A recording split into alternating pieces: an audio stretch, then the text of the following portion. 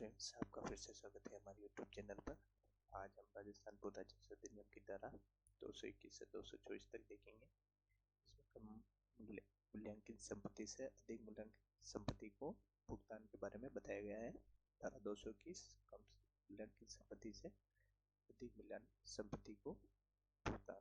धारा 221 का उद्देश्य विभाजन की प्रक्रिया में मूल राजस्व मूल्यांकन की गलतियों को ठीक करना है। यदि विभाजन के बाद यह पाया जाता है कि किसी संपत्ति का मूल्यांकन कम हो गया था और लागत कम और किसी अन्य संपत्ति पर अधिक लगान लग गया था, तो अधिक लाभ में रहने वाले संपत्ति स्वामी को 3 वर्षों तक प्रति वर्ष उस राशि की भरपाई करवाई जा सकती है जितने राशि में उसका मूल्यांकन हुआ था।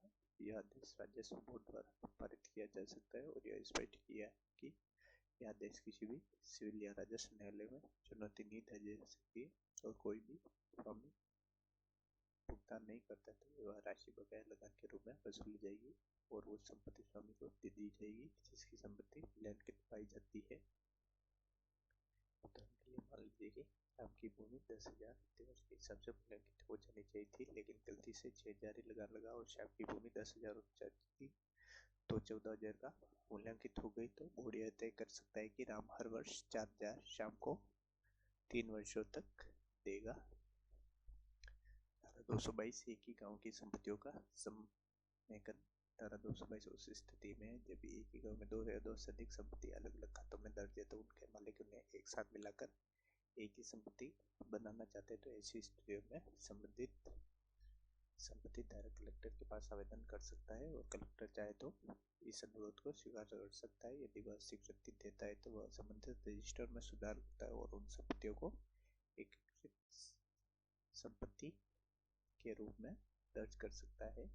इससे प्रशासनिक कार्य आसान हो जाएगा और राजस्व निर्धारण के सरल हो जाएगा। इसका लाभ विशेष रूप से तब होता है जब एक ही व्यक्ति के नाम पर अलग अलग हिस्से हो। उदाहरण के लिए अब हरीश के नाम पर गांव में एक्स में 3 खेत दिया है, तो एक 10 बीघा, एक 5 बीघा और 30 से 3 बीघा, तो वह आवेदन देकर उसे एक 18 बीघा की संयुक्त संपत्ति के रूप में समेकित कर सकते हैं। धारा 223 सरकार और भूमि स्वामी के बीच विभाजन पर अध्याय लागू नहीं होना। धारा 223 के अनुसार जब कोई संपत्ति सरकार और किसी अन्य भूस्वामी के बीच विभाजित की जानी हो तो इस अधिनियम में सामान्य विभाजन संबंधित प्रावधान धारा 188 से 222 लागू नहीं होंगे और इस स्थिति में विभाजन केवल कलेक्टर द्वारा किया जाएगा और कलेक्टर का प्रस्ताव अंतिम रूप से राज्य सरकार की अनुमति से ही प्रभाव में आएगा। यह प्रक्रिया उन नियमों के अनुसार होगी जिन्हें राज्य सरकार ने विशेष रूप से ऐसे मामलों के लिए बनाया गया हो। इस धारा का महत्व इसलिए है क्योंकि जब राज्य सरकार किसी जमीन की हिस्सेदारी में होती है, जैसे पट्टे या अधिग्रहण के मामले में, तब एक स्वतंत्र विशेष प्रक्रिया अपनाई जाती है। उदाहरण के लिए मान लीजिए किसी गांव में 100 बीघा जमीन में से 30 बीघा सभी सरकार का दावा है कि 70 बीघा किसी अन्य पूर्वज के नाम पे, तो ऐसी सामान्य सोचों में जैसे विभाजन न होकर कलेक्टर सरकार और दिशा निर्देश के अनुसार अलग तरीका अपनाया जाएगा। धारा 224 भूमि और उसकी उपज पर लगान का प्रथम प्रभाव। धारा 224 भूमि पर सरकार के राजस्व अधिकार को सर्वोपरि मानती है।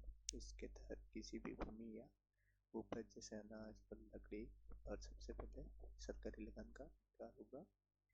यह प्राथमिक अधिकार कहलाता है। इसका अर्थ यह हुआ कि किसी भूमि की आय, उपज या कोई भी उपयोग या उसकी वसूली किसी सिविल कोर्ट के आदेश या ऋण चुकाने गए जब तक की नहीं हो जाती तब तक उस भूमि पर बकाया लगान या किराया चुकाना नहीं किया गया हो। इस प्रावधान का उद्देश्य यह सुनिश्चित करता है कि सरकारी राजस्व पहले वसूल हो और भूमि के स्वामी या कृषक की लेनदान पूरी करने के पहले सरकारी हितों की रक्षा हो।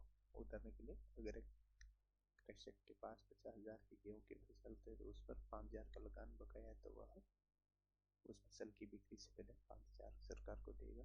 यदि वह 30,000 किसी उधारकर्ता को देने वाला हो तो पहले लगान चुकाया जाएगा, बाद में अन्य भुगतान होंगे।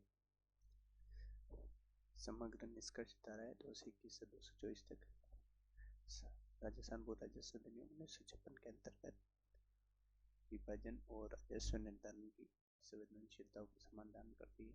धारा 221 में पूर्ण तरीके से त्रुटिपूर्ण विभाजनों का सुधार सुनिश्चित किया गया है ताकि कोई भूस्वामी नुकसान न होता है और दोषी को अपने लाभ का मुआवजा देना पड़े। धारा 222 प्रगतिशील है जो एक ही गांव की विभाजित संपत्तियों को समेकित करके प्रशासनिक और आर्थिक प्रक्रिया को सरल बनाती है। यह राजस्व संग्रहण के दृष्टिकोण से भी फायदेमंद है। धारा 223 सरकार और निजी स्वामी के बीच विभाजन को सामान्य प्रक्रियाओं से बाहर रखकर यह सुनिश्चित करती है कि सरकारी हिस्सेदारी के मामलों में राज्य के हित सुरक्षित रहे। धारा 224 एक मौलिक सिद्धांत को मान्यता देती है कि सरकार को लगान वसूलने का पूर्ण अधिकार है और यह प्रावधान किसानों को आगाह करता है कि वे किसी भी तरह की कानूनी कार्यवाही के पहले लगान का भुगतान अवश्य करें, अन्यथा उनकी उपज पर भी सरकारी दावा रहेगा। इन प्रावधानों से स्पष्ट होता है कि राजस्थान सरकार ने भूमि स्वामित्व विभाजन और लगान से जुड़ी जटिलताओं को समझते हुए एक न्यायोचित, पारदर्शी और संरचनात्मक कानून बनाया है जो भूमि संबंधों की मजबूती और प्रशासनिक सुगमता सुनिश्चित करता है। धन्यवाद।